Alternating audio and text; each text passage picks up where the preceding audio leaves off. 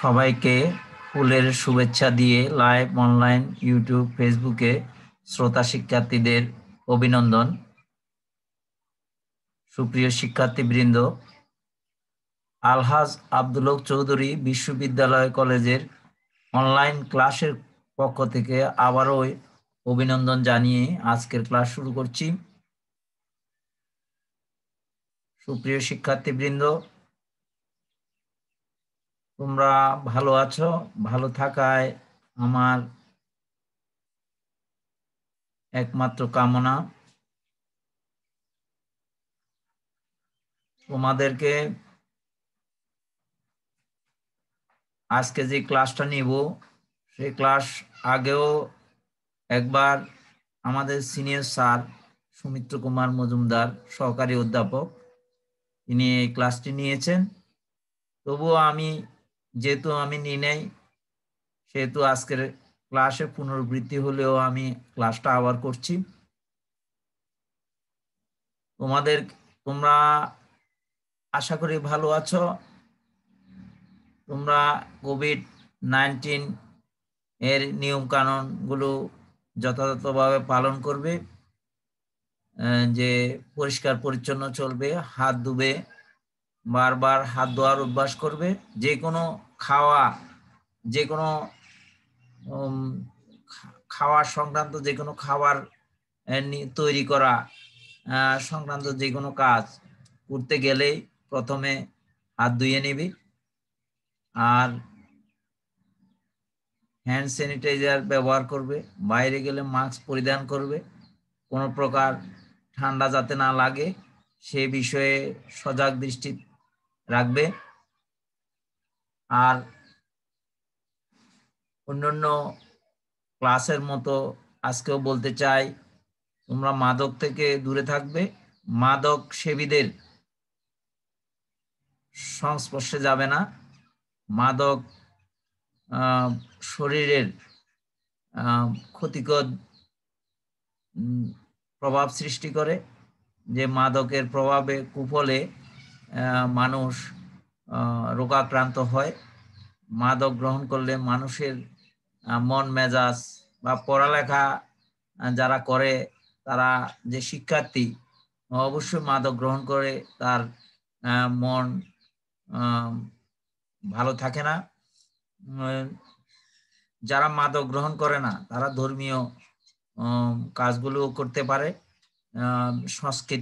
সাংস্কৃতিক খেলাধুলা এগুলো তাদের খুব পছন্দ হয়। আর যারা মাদক গ্রহণ করে তারা এই ধরনের কার্যক্রম থেকে দূরে থাকে এবং লোক সমাজ থেকে দূরে থাকে। তারা সবসময় নিজেকে ছোট মনে করে, সুতরাং মাদক গ্রহণ করবে না। তো আমরা আমাদের উপস্থাপনায় আসি।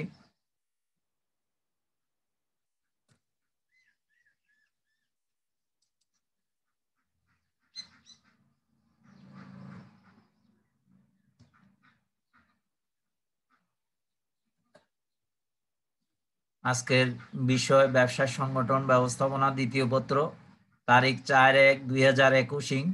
বিষয় শিরোনাম নিয়ন্ত্রণ, অধ্যায় 10, পাঠ শিরোনাম নিয়ন্ত্রণের সংজ্ঞা, বৈশিষ্ট্য ও গুরুত্ব। পাঠ উপস্থাপক আমি বিষ্ণুপদ দে, বিভাগীয় প্রধান, ব্যবস্থাপনা বিভাগ। পাঠের শিকনফল: 1 নম্বর নিয়ন্ত্রণ সম্পর্কে জানতে পারবো, 2 নম্বর এর বৈশিষ্ট্য বুঝতে সক্ষম হব, 3 নম্বর এর প্রক্রিয়া চিহ্নিত করতে পারবো, 4 নম্বর নিয়ন্ত্রণের গুরুত্ব বর্ণনা করতে ও বুঝতে সক্ষম হব। নিয়ন্ত্রণ ব্যবস্থাপনার যে সমস্ত কাজ রয়েছে, যে পরিকল্পনা, সংগঠন, নির্দেশনা, কর্মী সংস্থান, সমন্বয় সাধন, নিয়ন্ত্রণ, এইসব কাজের মধ্যে নিয়ন্ত্রণ হলো সর্বশেষ ধাপ। নিয়ন্ত্রণের মাধ্যমে যাচাই বাছাই, সংশোধনমূলক ব্যবস্থা গ্রহণের মাধ্যমে পরবর্তীতে নতুন পরিকল্পনা গ্রহণ করা হয়। নিয়ন্ত্রণকে আমরা পরিকল্পনার ভিত্তি হিসেবে বলতে পারি। নিয়ন্ত্রণ কোনো পরিকল্পনা করলে সে পরিকল্পনা মাফিক কাজটি হচ্ছে কিনা তা পর্যবেক্ষণ করা, এবং কাজটি যদি সম্পাদিত না হয় তাহলে সেখানে সম্পাদনের কাজের পরিমাণ পরিমাপ করে কতটুকু কাজ হয় নাই তার বিচ্যুতি নির্ণয় করা হয়, এবং বিচ্যুতি নির্ণয় এর উপযুক্ত কারণ বের করে সে কারণগুলোর সমাধানের মাধ্যমে পরবর্তীতে আবার অসম্পাদিত কাজকে নিয়ে পরিকল্পনা গ্রহণ করা হয়। তাহলে সেজন্য বলা হচ্ছে নিয়ন্ত্রণ পরিকল্পনার ভিত্তি। পরবর্তী এবং এভাবে ধারাবাহিকভাবে ব্যবস্থাপনার কাজগুলো চলতে থাকে। তো আমরা এখানে উপস্থাপনায় লিখেছি পরিকল্পনা হলো নিয়ন্ত্রণের মূল ভিত্তি। এই পরিকল্পনা মনিটরিংকে নিয়ন্ত্রণ বলে। পরিকল্পনাকে আদর্শ মান ধরে নিয়ন্ত্রণ সম্পাদিত হয়। নিয়ন্ত্রণ বলতে দেখে রাখা বা সঠিকভাবে পর্যবেক্ষণ বা যাচাই করাকে নিয়ন্ত্রণ বলে।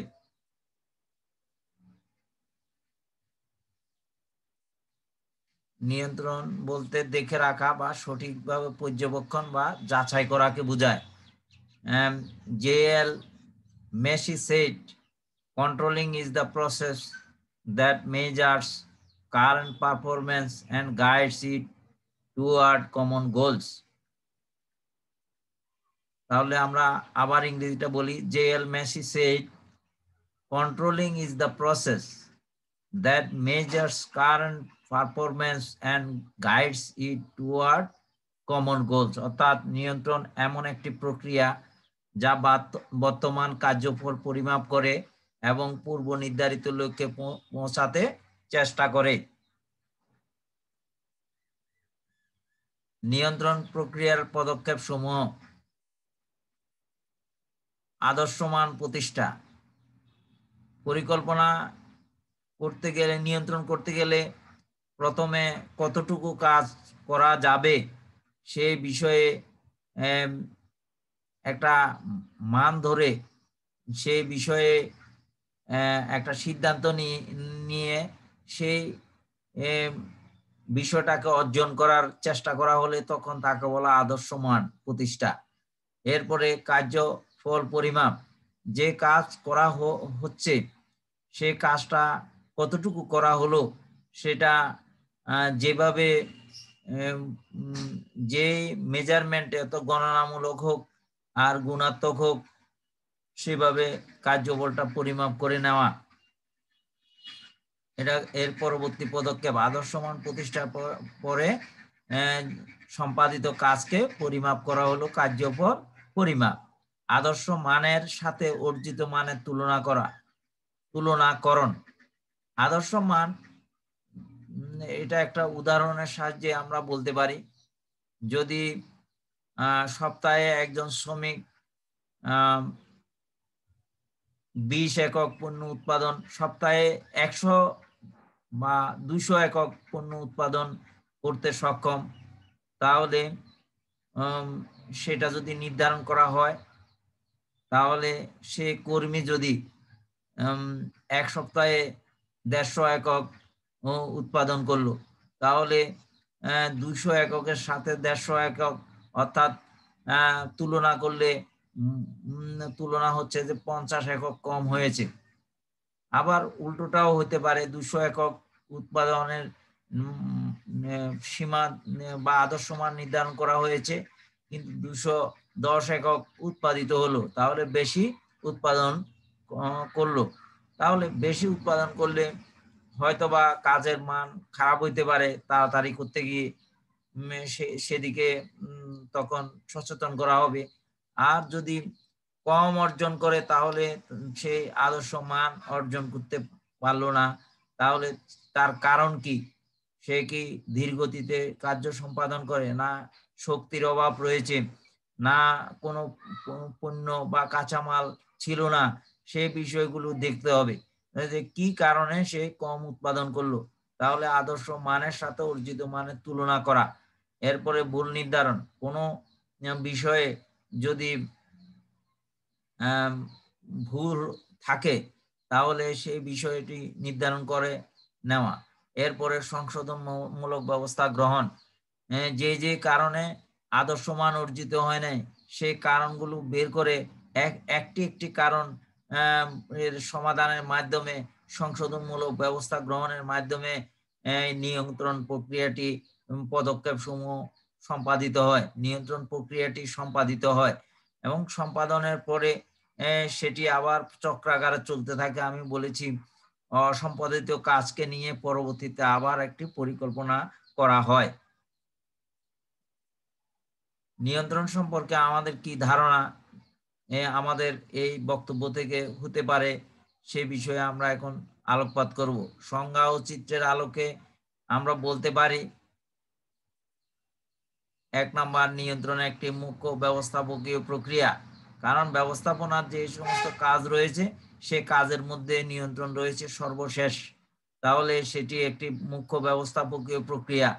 2 নম্বর, এর মাধ্যমে কাজের অগ্রগতি পরিমাপ করা হয়। আমরা বলেছি যে যেটুকু কাজ নিয়ন্ত্রণ করতে গেলে যতটুকু কাজ সম্পাদিত হয়েছে সেই সম্পাদিত কাজটি পরিমাপ করে দেখতে হবে যে সেটি যদি মাপযোগ্য হয় তাহলে এটা কত দৈর্ঘ্য করা হলো, অথবা কত প্রস্থ করা হলো, অথবা কি পরিমাণ ওজন করা হলো, অথবা সেটা যদি ভালো মন্দ, বেশি ভালো, অতি ভালো, এই ধরনের গুণাত্মকভাবে সেটার পরিমাপ করা যায় তাহলে পরিমাপ সেভাবে করতে হবে।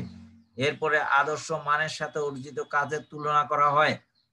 আদর্শ মান যেহেতু একটি উদাহরণের মাধ্যমে বলা হলো যে আগে বলেছি যে 200 একক থেকে শ্রমিক যদি 150 একক করে তাহলে অর্জিত কাজের সাথে আদর্শ মানের তুলনা করলে কম উৎপাদন করেছে, তাহলে সে একটা আর বেশি উৎপাদন করলে কেন বেশি উৎপাদন করলে কোনো মান খারাপ হয়েছে কিনা দেখা যেতে পারে, এবং যদি সবকিছু ঠিক থাকে তাহলে কর্মীকে একটু প্রশংসা দেওয়ার বিষয় রয়েছে। এরপরে ত্রুটি বিচ্যুতি থাকলে তা নির্ণয় করা হয়, অর্থাৎ যখন আদর্শ মানের সাথে অর্জিত কাজের তুলনা করে যদি কম হয় অথবা বেশি হয় তাহলে তা নির্ণয় করা। এরপরে সংশোধনমূলক ব্যবস্থা গ্রহণের মাধ্যমে কাজ চালু রাখা। যদি কোনো লক্ষ্যমাত্রা অর্জিত না হয় তাহলে কেন হয় নাই সেই কারণগুলো বের করে তা অর্জনের চেষ্টা করা এবং পরবর্তী ধাপে কাজ চালু রাখাই নিয়ন্ত্রণ সম্পর্কে আমরা এই বিষয়গুলো আমরা বলতে পারি। এরপরে নিয়ন্ত্রণের বৈশিষ্ট্য। 1 নাম্বার, ব্যবস্থাপকীয় প্রক্রিয়া। নিয়ন্ত্রণ একটি ব্যবস্থাপকীয় প্রক্রিয়া। যেহেতু ব্যবস্থাপনার যে কাজগুলো রয়েছে পরিকল্পনা, সংগঠন, কর্মী সংস্থান, নির্দেশনা, সমন্বয় সাধন, নেতৃত্ব, নিয়ন্ত্রণ, প্রেষণা, পরিকল্পনা, সংগঠন, কর্মী সংস্থান, নির্দেশনা, প্রেষণা, সমন্বয় সাধন, নেতৃত্ব এবং নিয়ন্ত্রণ। কোনো কোনো বইতে হয়তো নেতৃত্ব নাই, আমি বলছি সেভাবেই আমরা এগুলো ব্যবস্থাপনা প্রক্রিয়ার মধ্যে দেখি। তাহলে নিয়ন্ত্রণ হলো ব্যবস্থাপনার ব্যবস্থাপকীয় সর্বশেষ ধাপ, সুতরাং এটি ব্যবস্থাপকীয় একটি প্রক্রিয়া। পরিকল্পনা বাস্তবায়ন প্রক্রিয়া। যা পরিকল্পনা গ্রহণ করা হয় সে অনুযায়ী নিয়ন্ত্রণের অভিমুখে পরিচালিত করা, অর্থাৎ পরিকল্পনা যা করা হয়েছে তা বাস্তবায়ন করা হয় নিয়ন্ত্রণের মাধ্যমে। এবং যেহেতু এখানে সংশোধনমূলক ব্যবস্থা বা ত্রুটি বিচ্যুতি নির্ণয় করা হয় তাহলে সর্বসময় চেষ্টা করা হয় কিভাবে পরিকল্পনাটা বাস্তব রূপে প্রতিফলিত হবে। তাহলে এটি একটি প্রক্রিয়া বিশেষ, যেহেতু পুরা পরিকল্পনাটাও বাস্তবায়ন হইতে পারে নাও হইতে পারে, সুতরাং এটার যে ধাপে যে কাজগুলো অগ্রসর হয় তাহলে সেটা বলা হচ্ছে যে পরিকল্পনা একটি বাস্তবায়ন প্রক্রিয়া, পরিকল্পনা বাস্তবায়ন প্রক্রিয়া। তারপর 3 নম্বরে কার্য পরিমাপ। নিয়ন্ত্রণ এর মাধ্যমে কর্মী কতটুকু কাজ করেছে তা বিভিন্ন এককের মাধ্যমে পরিমাপ করা হয়, তাহলে এটি একটি বৈশিষ্ট্য। তারপর তুলনাযোগ্যতা, আদর্শ মানের সাথে সম্পাদিত কাজের তুলনা করা হয়, কম্পেয়ার করা হয়, তাহলে এটি তুলনাযোগ্যতা নিয়ন্ত্রণের একটি বৈশিষ্ট্য। 5 নাম্বার, বিচ্যুতি নির্ণায়ক, আদর্শ মানের সাথে সম্পাদিত কাজের যদি কম হয় তাহলে একটি বিচ্যুতি, আর বেশি হলে আর একটি বিচ্যুতি। বেশি হলে যেমন প্রশংসা পাওয়ার যোগ্য, আবার কম হলে সেটা সংশোধনমূলক ব্যবস্থা, কারণ বের করে সংশোধনমূলক ব্যবস্থা গ্রহণ করা, তাহলে বিচ্যুতি নির্ণয় করা হয়, এটি একটি নিয়ন্ত্রণের বৈশিষ্ট্য। তারপর হলো সংশোধনমূলক ব্যবস্থা, যে বিচ্যুতি ধরা হলো বা নির্ণীত হলো, সেই বিচ্যুতিটা কেন হলো তার একটা সংশোধন ব্যবস্থা গ্রহণ করা।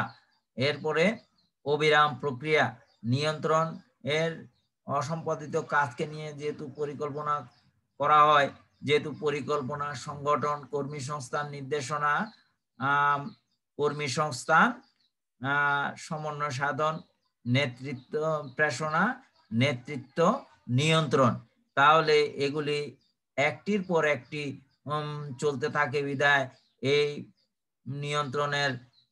নিয়ন্ত্রণ একটি অবিরাম প্রক্রিয়া, এটি একটি বৈশিষ্ট্য। তারপরে 8, ব্যাপকতা, নিয়ন্ত্রণ যেহেতু প্রতিষ্ঠানের সর্বস্তরে নিয়ন্ত্রণ থাকে এবং সর্বকর্মী, অফিসার অথবা ঊর্ধ্বতন অধস্তন সব এই সর্বক্ষেত্রে এই প্রক্রিয়াটি কার্যকর, সুতরাং এটির ব্যাপকতা রয়েছে। এরপরে প্রক্রিয়ার সর্বশেষ ধাপ, আমি বলেছি পরিকল্পনা থেকে নিয়ন্ত্রণ পর্যন্ত, নিয়ন্ত্রণের পরে আবার যেহেতু পরিকল্পনা পর্যায়ক্রমিকভাবে চলতে থাকে, তাহলে সেজন্য বলা হচ্ছে এটি প্রক্রিয়ার সর্বশেষ ধাপ, সুতরাং এটি একটি বৈশিষ্ট্য। আর পরিকল্পনার ভিত্তি, অসম্পাদিত কাজকে নিয়ে আবার যেহেতু পরিকল্পনা গ্রহণ করা হয়, সুতরাং নিয়ন্ত্রণকে বলা যাবে পরিকল্পনার ভিত্তি। তাহলে নিয়ন্ত্রণের এই সমস্ত বৈশিষ্ট্যগুলো আমাদের সর্ব অপেক্ষা বেশি দৃশ্যমান, তবে বাস্তব অবস্থার পরিপ্রেক্ষিতে অন্য যে কোনো যুক্তিসঙ্গত বৈশিষ্ট্য থাকতে পারে। এরপরে নিয়ন্ত্রণের গুরুত্ব। নিয়ন্ত্রণ একটি ব্যবস্থাপকীয় প্রক্রিয়া, নিয়ন্ত্রণের অবশ্যই নিয়ন্ত্রণ অপরিহার্য, নিয়ন্ত্রণের গুরুত্ব রয়েছে। নিয়ন্ত্রণ ব্যতীত অন্যান্য কাজগুলো অর্থহীন হয়ে পড়ে। 1 নম্বর, শৃঙ্খলা প্রতিষ্ঠা, নিয়ন্ত্রণকে সামনে রেখে পরিকল্পনার মাধ্যমে যে কাজের শুরু পর থেকেই নিয়ন্ত্রণকে সামনে রেখে কাজগুলো সম্পাদিত হয় বলে এটা শৃঙ্খলা মাফিক কাজগুলো প্রতিটা স্তরে স্তরে সম্পাদিত হয়। সুতরাং নিয়ন্ত্রণের অন্যতম গুরুত্ব হলো শৃঙ্খলা প্রতিষ্ঠা করা। 2 নম্বরে সমন্বয় সাধন, নিয়ন্ত্রণের মাধ্যমে সমন্বয় একটি সেটাও একটি ধাপ ব্যবস্থাপনার। যে এখানে একটা ছোট গল্প বলা যায়, যেমন আমরা অনেকে বেনি সুতার মালা দেখেছি, যে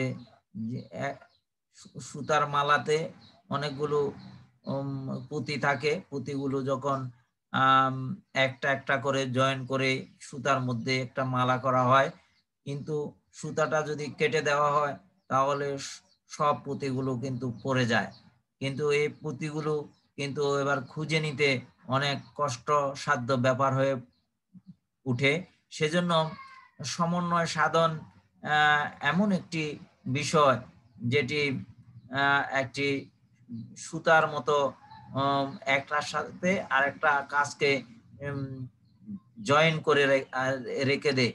তাহলে নিয়ন্ত্রণের মাধ্যমে যেহেতু একটার পরে আরেকটা কাজ সম্পাদিত হয়, তাহলে সমন্বয় সাধন অর্থাৎ নিয়ন্ত্রণের একটু পূর্ববর্তী অবস্থা হলো সমন্বয় সাধন। তাহলে এটি একটি সমন্বয় সাধন, এই কাজটা ছাড়া নিয়ন্ত্রণ কাজ সম্পাদন করা সম্ভব নয়। তাহলে এই জন্য নিয়ন্ত্রণের গুরুত্ব হলো সুষ্ঠু সমন্বয় সাধন করা হয়। 3 নম্বরে পরিকল্পনা দ্রুত বাস্তবায়ন, যেহেতু সামনে একটা লক্ষ্য হলো নিয়ন্ত্রণ, যে কাজগুলোর সম্পাদিত হচ্ছে। লাস্ট ক্লাস হলো নিয়ন্ত্রণ। তাহলে নিয়ন্ত্রণ কেন করা হয়? পরিকল্পনার বাস্তবায়ন ঘটানোর মাধ্যমে কতটুকু বাস্তবায়িত হয়েছে, কতটুকু হয় নাই, সেজন্য দেখার জন্য পরিকল্পনা দ্রুত বাস্তবায়ন করা হয়। এই জন্য এটি নিয়ন্ত্রণের একটি গুরুত্ব। তারপর হলো 4 নাম্বার, বিচ্যুতি নির্ণয়। পরিকল্পনা নিয়ন্ত্রণের মাধ্যমে আদর্শ মানের সাথে সম্পাদিত কাজের মধ্যে তুলনা করে বিচ্যুতি নির্ণয় করা হয়। তাহলে এটি একটি নিয়ন্ত্রণের বিচ্যুতি নির্ণয় ছাড়া নিয়ন্ত্রণ যেহেতু সম্ভব নয়, তাহলে বিচ্যুতি নির্ণয়ের ক্ষেত্রে নিয়ন্ত্রণের গুরুত্ব রয়েছে। সামর্থ্য ও সময়ের শুদ্ধ ব্যবহার, কতটুকু এফোর্টস যাকে বলে সামর্থ্য, আর টাইম সময় এবং স্রোত যেমন কারোর জন্য অপেক্ষা করে না, তাহলে এই সময়ে সব অর্জন করে নিতে হয়। একটি পরিকল্পনাকে সময় এবং সামর্থ্যের সাথে সামঞ্জস্যপূর্ণ করে অর্জন করতে হয়। তাহলে নিয়ন্ত্রণ যেহেতু নিয়ন্ত্রণ করা হয়, কতটুকু সামর্থ্যে কতটুকু সময় ব্যবহার করে কাজ সম্পাদিত হচ্ছে, সেটা সময়ে অল্প সময় পরে সেটা দেখা হয় বিদায় সামর্থ্য সময়ের শুদ্ধ ব্যবহার এই নিয়ন্ত্রণের একটা অন্যতম গুরুত্ব। তারপরে ঝুঁকি হ্রাস, নিয়ন্ত্রণ ব্যবস্থা কার্যকর থাকার কারণে সম্পাদিত কাজের পদক্ষেপের মধ্যে কোনো সমস্যা হলে সেটা দেখা হয় বিদায় নিয়ন্ত্রণের মাধ্যমে কাজের ঝুঁকি হ্রাস করা সম্ভব। 7 নাম্বার, মিতব্যয়িতা অর্জন। নিয়ন্ত্রণের মাধ্যমে যদি কোনো ভুল ত্রুটি ধরা পড়ে, তাহলে সেক্ষেত্রে কম খরচে বেশি অর্জন, বেশি উৎপাদন করার বিষয়টি সেখানে থাকে। সেজন্য নিয়ন্ত্রণের আরেকটি গুরুত্ব হলো মিতব্যয়িতা অর্জন। তারপর হলো সংশোধন ব্যবস্থা গ্রহণ। নিয়ন্ত্রণের মাধ্যমে আগে বলা হয়েছে আদর্শ মানের সাথে সম্পাদিত কাজের তুলনা করে বিচ্যুতি নির্ণয় করা হয় এবং সেই বিচ্যুতিটা কেন ঘটলো সেই কারণ বের করে সংশোধনমূলক ব্যবস্থা গ্রহণ করা হয়। তারপর হলো প্রক্রিয়ার সর্বশেষ ধাপ নিয়ন্ত্রণ। এরপরে অসম্পাদিত কাজকে নিয়ে পরিকল্পনা গ্রহণ করা হয়, যে এটি যেহেতু চক্রাকারে ঘুরতে থাকে, তাহলে প্রথমে যেমন পরিকল্পনা আর শেষ হলো নিয়ন্ত্রণ, আবার পরবর্তীতে যে কাজটা সেটি হচ্ছে পরিকল্পনা। সেজন্য নিয়ন্ত্রণকে বলা হচ্ছে এই প্রক্রিয়ার সর্বশেষ ধাপ। সুতরাং এটি একটি গুরুত্ব। এবার পরিকল্পনার ভিত্তি।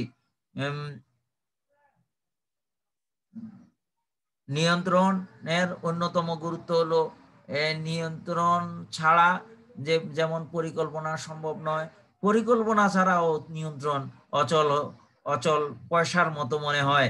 তাহলে পরিকল্পনার ভিত্তিকে হিসেবে আমরা নিয়ন্ত্রণ কে আখ্যায়িত করতে পারি। তাহলে এটি একটি অন্যতম গুরুত্ব। আমাদের ক্লাস প্রায় শেষের পর্যায়ে এসছে। আমরা সবাইকে ফুলের শুভেচ্ছা দিয়েই শেষ করছি। শেষ করার আগে আরেকটি কথা বলি, তোমরা আমার বিষ্ণুদে ইউটিউব চ্যানেলটি সাবস্ক্রাইব করবে।